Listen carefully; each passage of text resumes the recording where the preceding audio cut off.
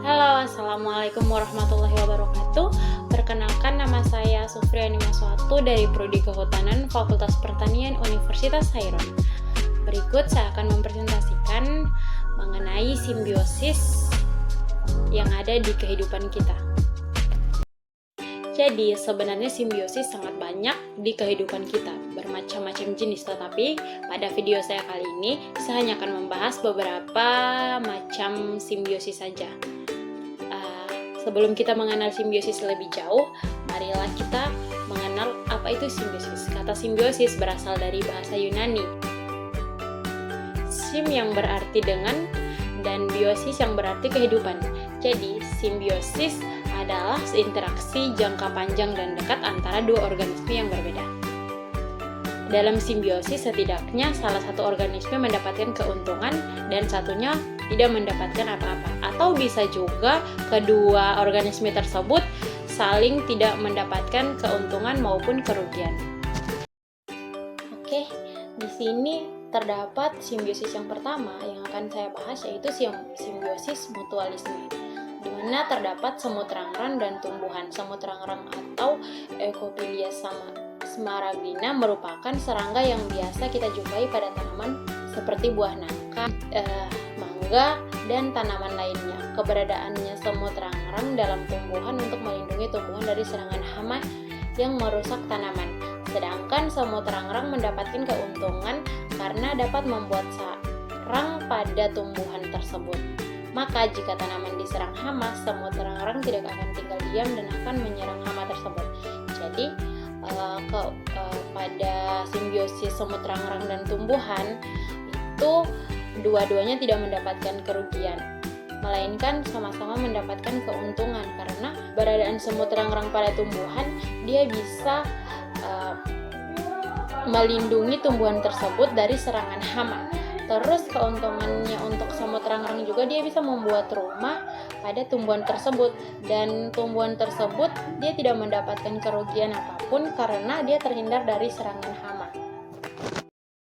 Oke, simbiosis yang kedua yaitu simbiosis mutualisme, juga sama seperti simbiosis pertama tadi, tetapi ini terdapat lebah dan juga bunga, di mana hubungan antara kedua makhluk tersebut yang saling menguntungkan.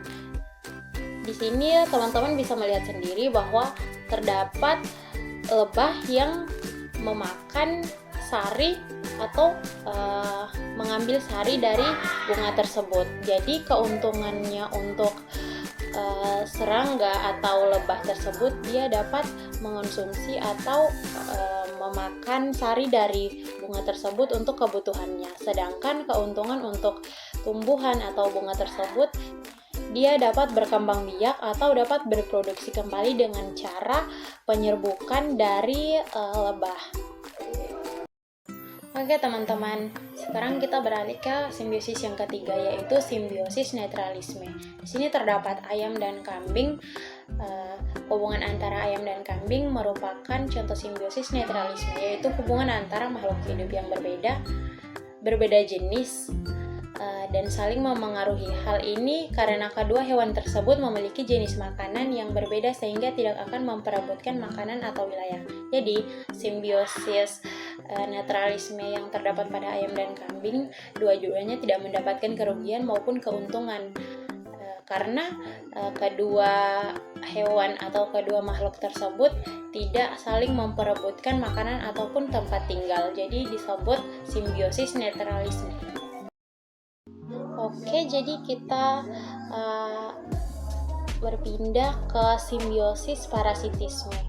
Di sini terdapat benalu dan pohon mangga. Dalam hubungan benalu dan pohon mangga, benalu mendapatkan keuntungan dengan cara menghisap makanan dan air dari pohon mangga. Sementara itu, pohon mangga dirugikan karena sumber daya yang seharusnya digunakan untuk pertumbuhannya diambil oleh benalu. Jadi, simbiosis parasitisme adalah salah satu organisme mendapatkan keuntungan dan salah satunya mendapatkan kerugian. Di situ yang mendapatkan keuntungan adalah si benalu dan yang mendapatkan kerugian adalah tumbuhan mangga tersebut, karena tumbuhan mangga yang seharusnya mendapatkan nutrisi ataupun fotosintat, hasil dari fotosintesis untuk pertumbuhannya dan perkembangannya itu semua diambil oleh benalu. Jadi di sini yang mendapatkan keuntungan adalah benalu dan yang mendapatkan kerugiannya adalah pohon mangga tersebut.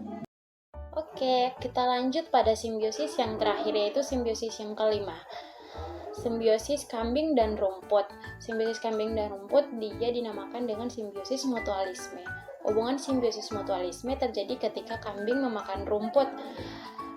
Kambing mendapatkan makanan yang dibutuhkan untuk bertahan hidup, sementara tanah di sekitar rumput menjadi subur karena kotoran kambing yang berfungsi sebagai pupuk alami. Jadi simbiosis mutualisme pada gambar terakhir ini terdapat pada kambing dan rumput, di mana kedua organisme tersebut saling mendapatkan keuntungan. Si kambing mendapatkan keuntungan karena bisa bertahan hidup dengan memakan atau mengonsumsi rumput atau tumbuhan tersebut. Sedangkan rumput tersebut dia mendapatkan keuntungan dengan bisa bertumbuh subur karena sisa dari bekas atau sisa dari makanan kambing tadi, dan juga tanah di sekitarnya bisa subur untuk pertumbuhan rumput tersebut karena mengandung kotoran kambing yang langsung dari induknya. Oke teman-teman, jadi itulah hasil dari presentasi saya mengenai simbiosis. Ada simbiosis mutualisme, simbiosis netralisme, dan juga simbiosis parasitisme. Oke, terima kasih. Wassalamualaikum warahmatullahi wabarakatuh.